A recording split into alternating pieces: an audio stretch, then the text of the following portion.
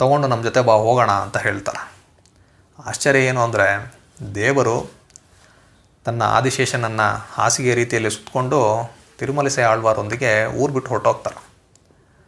ಈ ವಿಷಯ ರಾಜನಿಗೆ ಗೊತ್ತಾದಾಗ ಅವನಿಗೆ ತುಂಬ ಆಶ್ಚರ್ಯ ಹಾಗೂ ದುಃಖ ಆಗುತ್ತೆ. ಈ ರೀತಿ ಮಾಡಿಬಿಟ್ನಲ್ಲ ಅಂತ. ದೇವರು ದೇವಸ್ಥಾನದಿಂದ ಈ ಊರನ್ನು ಬಿಟ್ಟೆ ತಿರುಮಲಿಸೈ ಆಳ್ವಾರ ಜೊತೆಗೆ ಹೊರಟೋದ್ರು ಅನ್ನೋ ವಿಷಯ ಅವನಿಗೆ ತುಂಬ ಆಘಾತವನ್ನು ನೀಡುತ್ತೆ.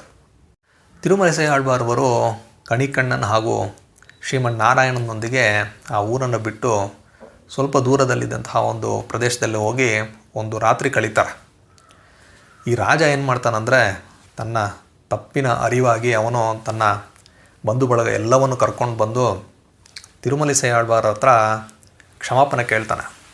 ಸ್ವಾಮಿ, ಗೊತ್ತಿಲ್ಲದೆ ಮಾಡಿಬಿಟ್ಟೆ, ನಾನು ದೇವರೇ ನಿಮ್ಮೊಂದಿಗೆ ಬಂದುಬಿಟ್ಟಿದ್ದಾನೆ, ನಾನೇನೋ ತಪ್ಪು ಮಾಡಿಬಿಟ್ಟೆ, ಕ್ಷಮಿಸಿ ಅಂತ ಹೇಳ್ತಾರೆ. ದಯವಿಟ್ಟು ನಮ್ಮ ಊರಿಗೆ ಬನ್ನಿ ವಾಪಸ್ಸು ಅಂತ ಕೇಳ್ಕೊಳ್ತಾರೆ. ಆಗ ತಿರುಮಲಿಸೈ ಆಳ್ವಾರ ಹೇಳ್ತಾರೆ, ನಾನು ಬರಬೇಕಂದ್ರೆ ಕಣಿಕಣ್ಣನ್ ಕೂಡ ಬರಬೇಕು ಅಂತ.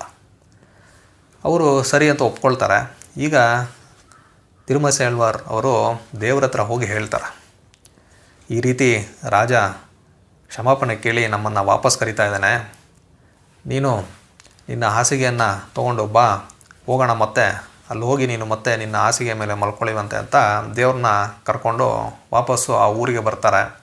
ಆ ಯದೋದ್ಗಾರಿ ದೇವಸ್ಥಾನದಲ್ಲಿ ಶ್ರೀಮನ್ನಾರಾಯಣ ಮತ್ತೆ ತನ್ನ ಹಾಸಿಗೆ ಆದಂತಹ ಆದಿಶೇಷನ ಮೇಲೆ ಮಲ್ಕೊಂಡ ಅಂತ ಹೇಳಲಾಗ್ತಾ ಇದೆ. ಈ ಒಂದು ರೋಚಕ ಘಟನೆ ಏನಿದೆ ಅಂದರೆ, ತಿರುಮಲಿಸೈ ಆಳ್ವಾರ್ ಅವರು ಭಗವಂತನಾದ ಶ್ರೀಮನ್ನಾರಾಯಣನನ್ನೇ ತಮ್ಮೊಂದಿಗೆ ಕರ್ಕೊಂಡು ಹೋಗಿದ್ದು ಮತ್ತು ಕರ್ಕೊಂಡು ಬಂದಿದ್ದು, ಇದು ತುಂಬ ನಮಗೆ ಆಶ್ಚರ್ಯವನ್ನು ಉಂಟು ಮಾಡುತ್ತೆ. ಅವರು ದೇವಸ್ಥಾನದಲ್ಲಿ ದೇವರನ್ನ ನನ್ನೊಂದಿಗೆ ಬಾ ಅಂತ ಕರೆಯೋದಕ್ಕೆ ಒಂದು ಪ್ರಾಶುರವನ್ನು ಹಾಡ್ತಾರೆ. ಪ್ರಾಶುರ ಏನು ಅಂದರೆ, ಅದು ಈ ರೀತಿ ಇದೆ: ಕಣಿಕಣ್ಣನ್ ಪೋಗಿನ್ರಾನ್ ಕಾಮರು ಪೂ ಕಚ್ಚಿ ಮಣಿವಣ್ಣ ನೀ ಕಿಡಕ ವೇಂಡ ಸೆನ್ನಾಯ್ ಪುಲವನುಂ ಪೋಗಿನ್ರೇನ್ ನೀ ಉಂಡ್ರನ್ ಪೈ ನಾಗಪ್ಪಾಯಿ ಸುಟ್ರಿಕ್ಕೊಳ್ ಅಂತ.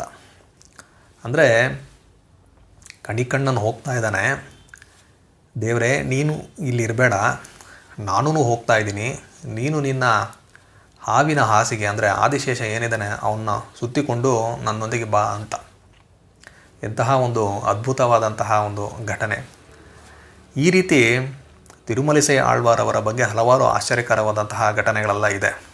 ಅದನ್ನೆಲ್ಲ ನಾವು ನಮ್ಮ ಮುಂದಿನ ವಿಡಿಯೋದಲ್ಲಿ ನೋಡೋಣ ಅಂತ ಹೇಳ್ತಾ ಈ ವಿಡಿಯೋವನ್ನು ಮುಗಿಸ್ತಾ ಇದ್ದೀನಿ. ನಮಸ್ಕಾರ.